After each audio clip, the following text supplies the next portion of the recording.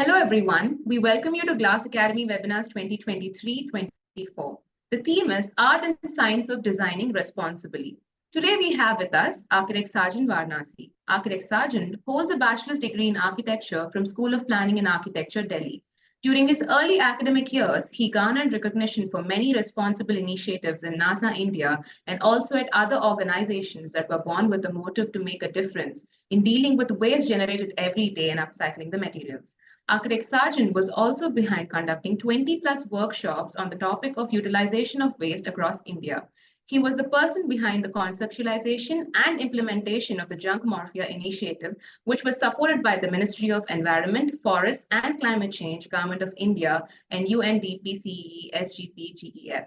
Later in 2017, Ar.Saajan started his own firm, Saajan Architects, which is based out of Odisha. The firm has always strived to provide architecture and interior design solutions that are bespoke with energy and contemporary design. They deal with a wide range of design projects ranging from urban design, landscape, residential, hospitality, and institutional. Welcome, Ar.Saajan. We are delighted to have you here with us today, and we are looking forward to your presentation. So let's hear from you on the topic, Buildings That Tread Lightly on Earth. Over to you. Thank you, Anvita, for the opportunity. So let's start the presentation. Let's not waste much of the time. So as you all know, the topic for this today is buildings that tread lightly on Earth. So I'll come with the first slide. Here you can see the first slide. There's an image from the country called Indonesia and the city called the state called Bali, and the building is Ulaman Eco Retreat. It's mostly significant for like efficient architecture, passive designing in resonance with the nuances of nature, and the creation of beautiful vernacular structures are what the sustainable architecture demands. It demands lesser carbon footprints left behind after its time. Here you can see a live example from India, and it is one of the favorite place called Matri Mandir at Araval, India. So it's also called, it's one of the favorite spots for all the architects and the budding architects.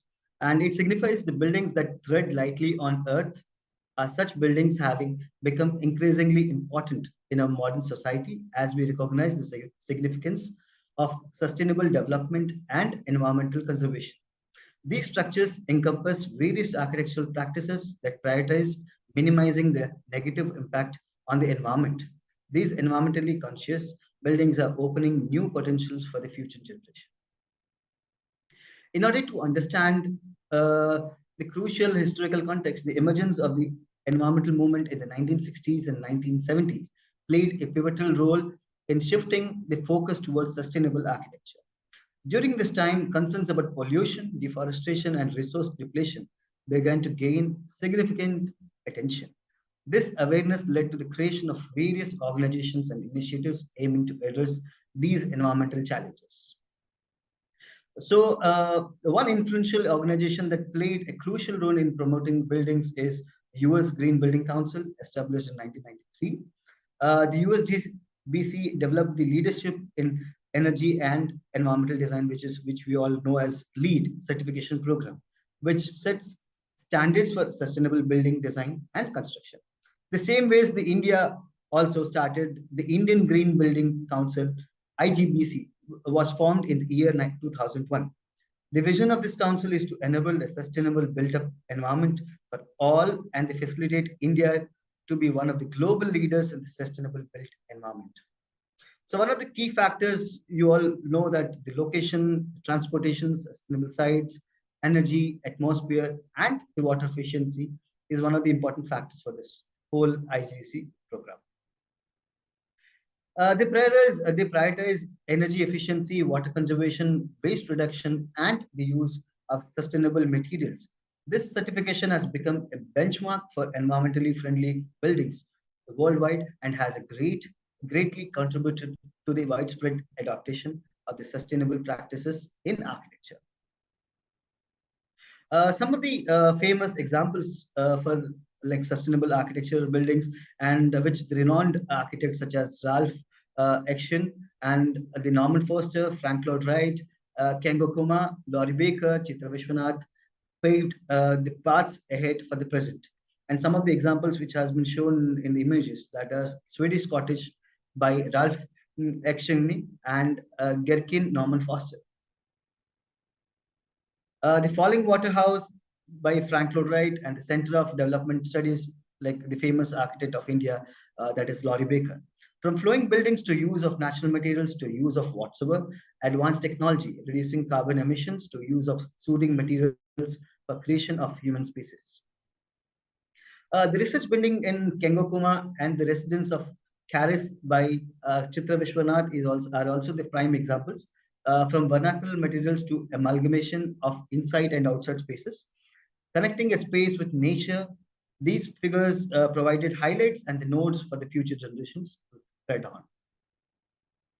Another such development is the concept of cradle-to-cradle design by William McDonough, emphasizes the designing buildings that mimic the natural systems where the materials used can be safely returned to the environment or easily recycled.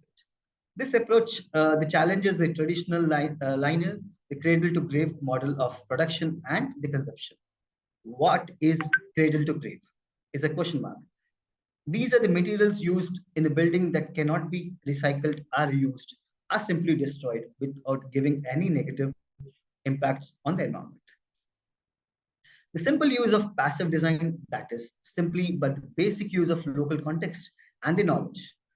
Designs that to the traditional designing of the culture, usage of natural raws of wind, light, and heat to accentuate the ease of people using the building has become a priority for many as it creates a very healthy environment to live in. Thus, the impact of the green buildings can be seen in various aspects. Firstly, these structures significantly reduce energy consumption, though the implementation of energy efficient systems such as solar panels, passive design strategies, small building technologies, natural materials, vernacular materials, these buildings minimize the carbon footprint. There's one example called the hive, and this not only helps to combat climate change, but also leads to reduced operating costs for the building occupants, lesser material costs, and the lesser transportation of the materials. Secondly, sustainable buildings promote water conservation, and the India is famous for all kind of like stuff wells, cones, bowlies, and you find even all parts of the India, even in northern parts of India, Rajasthan, Delhi, UP, Bihar, Madhya Pradesh, and also in the South India, such as the places like Tiruvayur and Trivandrum and other places also. They incorporate features like rainwater harvesting systems, efficient plumbing fixtures, and grey water recycling, reducing the strain on water resources. As a water scarcity becomes an increasingly pressing issue worldwide, these buildings play a crucial role in ensuring efficient water usage and reducing the burden on municipal water supply. Some old rainwater techniques, as mentioned earlier. Furthermore, these buildings prioritize the use of sustainable and environmentally friendly materials. They often employ recycled or renewable resources, reduce waste generation during construction, and promote responsible sourcing practices. The use of sustainable materials reduces the environmental footprint associated with the production and disposal of buildings materials, contributing to conservation of natural resources and far minimum impact on the environment bubble it exists in. And some of the examples like Krushi Bhavan Bhubaneswar, and it is designed by Lotus Designs, and the traditional Kerala houses like which is naturally been built up, and some of the other examples like Unnati Bhavan that is in Bhubaneswar, Odisha also. It's one of the sustainable building practice designs all throughout. In terms of societal impact, they improve the well-being of occupants, prioritizing the indoor air quality, natural lighting, and ergonomic design, creating healthier and more comfortable living and working environments. Studies have shown that these buildings can boost occupant productivity, reduce sick leave, and improve overall satisfaction. However, these are challenges and negative aspects associated. One major concerning is the current cost of implementing sustainable features. while the long-term operating savings may outweigh the initial investments and the initial financial barrier can deter some developers or homeowners from adopting these practices. This is a crucial issue. This is a critical issue that needs to be addressed to encourage wider adoption of sustainable building practices. Another challenge is the complexity of sustainable design and the construction. The architects and the builders need to stay updated with the latest sustainable technologies and strategies, which can require additional training and expertise. The complexity can also arise from the various certification processes, such as LEED, which may involve tedious documentation and the procedures.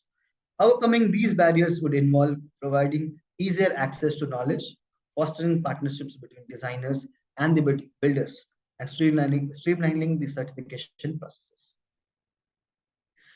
Some of the examples of sustainable buildings of India, and everyone is aware, this GMR Hyderabad Indira Gandhi International Airport, Switzerland One Earth by designed by Christopher Charles Bellinger, and Action of Social Advancement.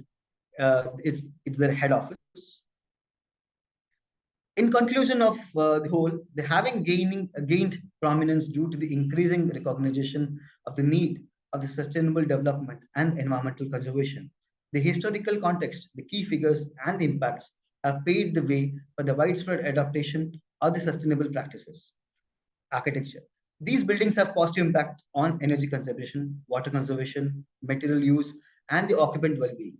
However, the challenges such as upfront costs, complexity remain, requiring concerned efforts to overcome them.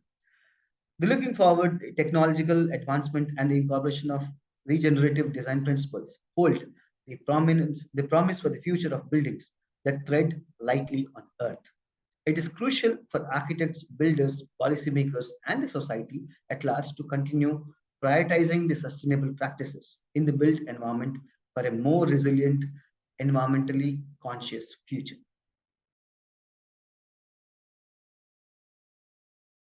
Thank you. Thank you, Ar.Saajan, for providing valuable insights into the role and responsibility of architects in making this world a better home.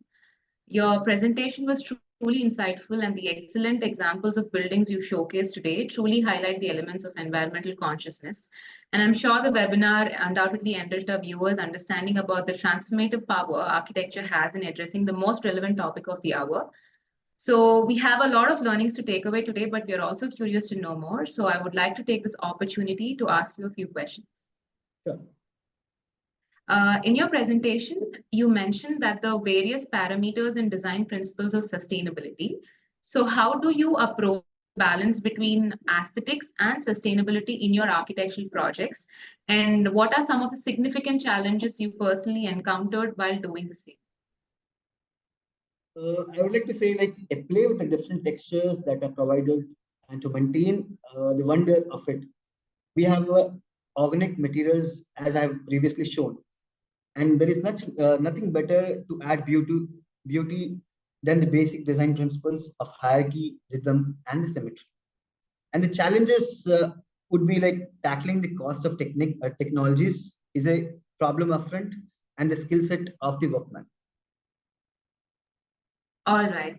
So as we move on to the next question, in your opinion, how can we as architects contribute to reducing the environmental impact of buildings throughout their life cycles, not only during the initial design and construction phase, but also the overall life cycle assessment and the long-term sustainability, the bigger picture of the building? Basically, the skilled workmanship, the proper knowledge on materials, and the costing will help the non-wastage of precious materials. As for the long-term sustainability, this can be achieved by using materials and systems that are resistant to flooding, high winds, and other climate-related hazards. As we move on to the next question, you concluded your presentation stating that the regenerative design principles look promising for the future of buildings that tread lightly on earth.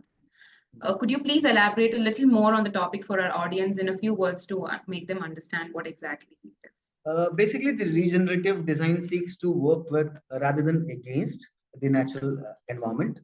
This means designing systems that support biodiversity, improve soil health, and promote the health of local ecosystems.